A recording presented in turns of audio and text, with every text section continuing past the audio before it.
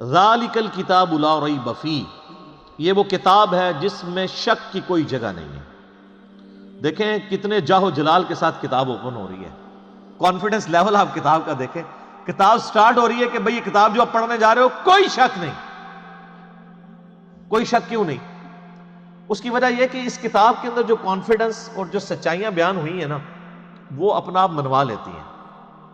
اور اس میں یہ بھی امپلائڈ تھا کہ جو سابقہ امتیں ہیں نا، جیوز اور کرسچنز، ان کو اس میں کوئی شک نہیں ہے، جس طرح کہ سورہ الانعام میں آتا ہے کہ نبی علیہ السلام کو ایسے پہچانتے ہیں جس طرح اپنے بیٹوں کو، اور سورۃ الاعراف میں آتا ہے کہ یہ اس نبی کو، نبی امی کو اپنے اندر پا رہے ہیں جس کی صفات وہ تورات اور انجیل کے اندر پڑھتے تھے۔ یعنی یہ کتاب کوئی شک نہیں ہے کہ یہ وہی کتاب ہے، مراد یہ کہ یہ وہی کتاب ہے جس کی پروفیسیز تورات اور انجیل کے اندر موجود تھی، کوئی شک نہیں ہے۔ ان معنوں میں بھی بے شک یہ وہی کتاب ہے جس کا تمہیں انتظار تھا، اور ان معنوں میں بھی کہ یہ اللہ کی طرف سے نازل ہوئی ہے، اس میں کوئی کنٹراڈکشن نہیں ہے، یہ اللہ کی کتاب ہے۔ دونوں اعتبار سے یہ شک سے پاک ہے، جو سورہ النساء کی آیت نمبر 82 میں بھی آگے چل کے آئے گا کہ اگر قرآن کسی اور کی طرف سے آتا اللہ کے سوا تو تم اس میں بڑا اختلاف کثیر پاتے، یعنی اس کی آیات آپس میں ٹکرا رہی ہوتی، ایک مضمون کچھ اور کہہ رہا ہوتا، دوسرا اس کے بالکل اپوزٹ۔ تو اتنی موٹی کتاب بغیر ٹکراؤ کے یہ اللہ کا کلام ہے۔ اور پھر اس کا جو کانفیڈنس لیول ہے نا، یہ کئی لوگوں کو بڑا اپیل کرتا ہے۔ یہ عبد الرحیم گرین جو ہے نا، مسلمان ہوئے ہیں نا، جو اس وقت انگلینڈ کے اندر بہت بڑے ایک مسلمان سکولر ہیں، وہ ایسا بندہ ہے کہ یعنی اس وقت جتنے لوگ مسلمان ہوئے ہیں نا، بڑے ہائی ٹیر پہ لوگ، ان میں اس طرح کا بندہ کوئی نہیں ہے۔ یوسف ایسٹس اگر ہیں تو یوسف ایسٹس جو تھے امریکن یعنی پروٹیسٹنٹ ایک پریسٹ تھے، وہ مسلمان ہوئے ہیں۔ لیکن یہ جو عبد الرحیم گرین ہے نا، اس نے دنیا کے سارے مذاہب پریکٹیکلی پھرے ہیں، 4 سال تک بدھسٹ بھی رہے ہیں، کرسچن بھی رہے ہیں، سارے مذاہب پھر کے اینڈ پہ یہ اسلام کی طرف آئے ہیں۔ آپ ان کی لائف سٹوری بھی انگلش میں رکھی ہوئی ہے جو انہوں نے سنائی ہے۔ تو وہ عبد الرحیم گرین کہتے ہیں کہ جب مجھے قرآن یعنی جب میں نے پڑھنا شروع کیا نا، تو میں یعنی قرآن پاک کے کانفیڈنس سے بڑا متاثر ہوا کہ یہ بڑے یعنی پیشن کے ساتھ بات کرتا ہے، نمبر 1۔ نمبر 2، وہ کہتا ہے قرآن میں اس طرح کا ربط نہیں ہے جو انسانی کتابوں میں ہوتا ہے، کیونکہ قرآن کا سٹائل خطبے کا ہے، جو میں پہلے ایڈریس کر چکا ہوں۔ یہی بات اس نے جوشوا نے بھی کی، جس کا پچھلے دن ہم نے کلپ بھی چڑھایا تھا، how Bible led me to accept Islam. تو وہ بھی یہ کہتا ہے قرآن کا جو کانفیڈنس ہے نا، کہ ایسا کرو تو کامیاب ہو، ایسا نہیں کرو گے تو یہ ہو جائے گا۔ آپ یقین کریں، دنیا میں سخت سے سخت طبیعت والے بندے کی کتاب اٹھائیں نا، اس میں آپ کو وہ اعتماد اور وہ پیشن نظر نہیں آئے گا جو کتاب اللہ کے اندر آپ کو نظر آتا ہے۔ یہ خدا الہ مالک رب ہی اپنی مخلوق سے اس طریقے سے بات کر سکتا ہے۔ انسان جتنا مرضی بڑا ہو جائے وہ اس طریقے سے گفتگو کر ہی نہیں سکتا، چاہے بھی تو نہیں کر سکتا۔ یہ اس کتاب کے اندر زور ہے، لا ریب فیہ ھدی للمتقین۔ اگر فی ہی کو آپ آگے ملا لیں، لا ریب پہ آپ وقف کر لیں، تو پھر یہ معنی بنے گا کوئی شک کی جگہ نہیں ہے۔ فی ہی ھدی للمتقین، اس میں ہدایت ہے پرہیزگاروں کے لیے۔ فی کو پیچھے کر لیتا بھی معنی میں کوئی فرق نہیں پڑتا۔ ھدی للمتقین، یہ قرآن ہدایت ہے ان لوگوں کے لیے جو ڈر جائیں۔ یہ ترجمہ اصل ترجمہ ہے اس کا۔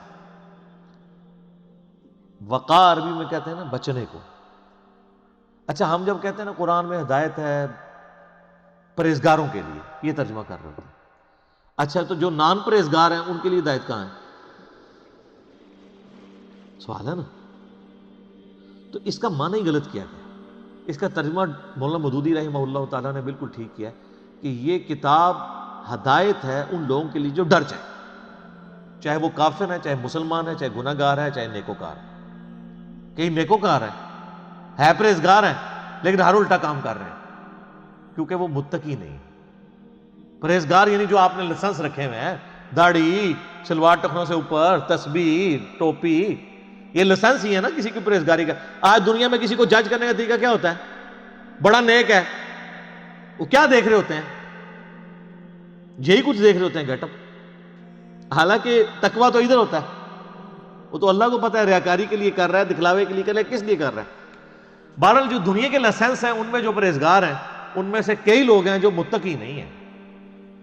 تو ھدی للمتقین، یہ ہدایت ہے ان کے لیے جو ڈر جائیں۔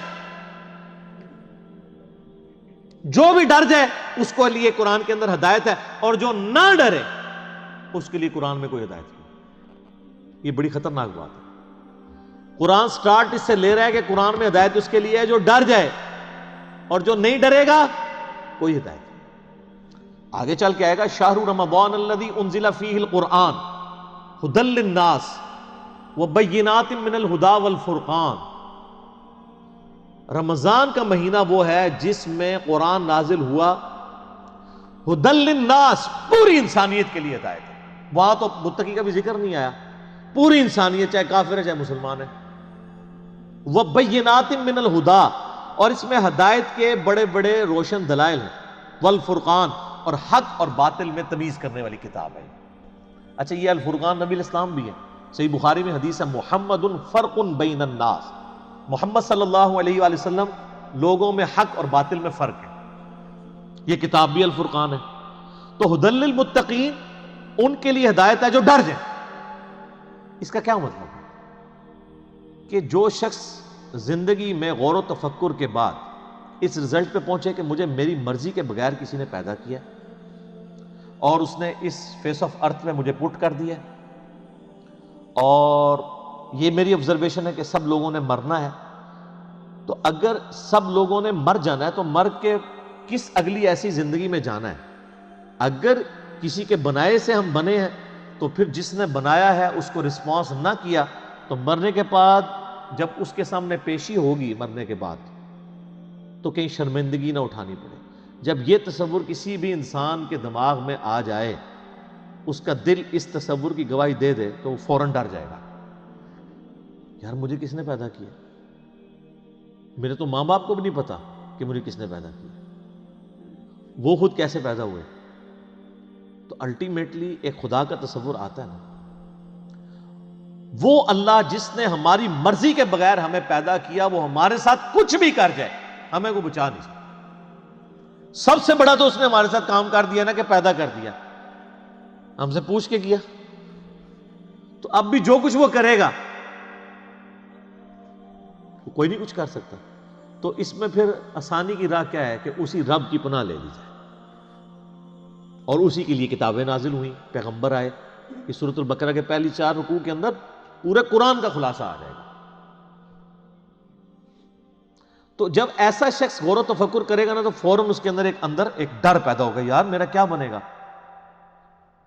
کہیں میں نے جانا ہے، کسی کو منہ دکھانا ہے، میں کیا کروں؟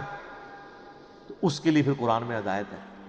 ایسا شخص الٹیمیٹلی قرآن تک بھی پہنچ جائے گا، پیغمبروں کی تعلیمات تک بھی پہنچ جائے گا، اور ایسا شخص جب قرآن کو پڑھے گا تو اسے ہدایت ملے گی۔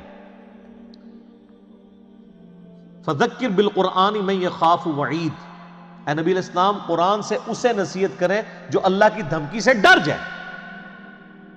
کتنی حیران کن بات ہے، نبی علیہ السلام کو منع کیا گیا جو دھمکی سے نہیں ڈرتا اس کے لیے کوئی نصیحت نہیں ہے۔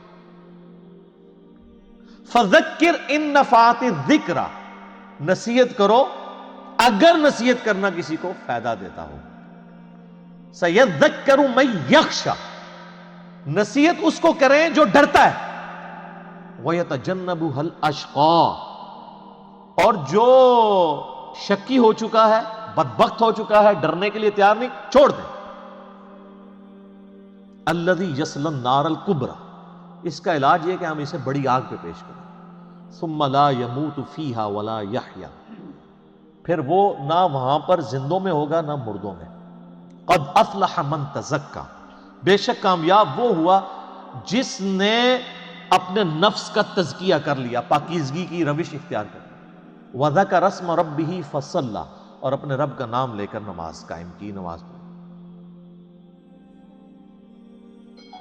آپ دیکھیں کہ سورہ الاعلیٰ، اس کو آپ پورے کے پورا یعنی ایک جو اللہ کی دعوت ہے اس کو کر کرتی ہے۔ بل تؤثرون الحیات الدنیا، لیکن تمہارا اصل مرض یہ ہے کہ تم دنیا کی زندگی کو ترجیح دیتے ہو۔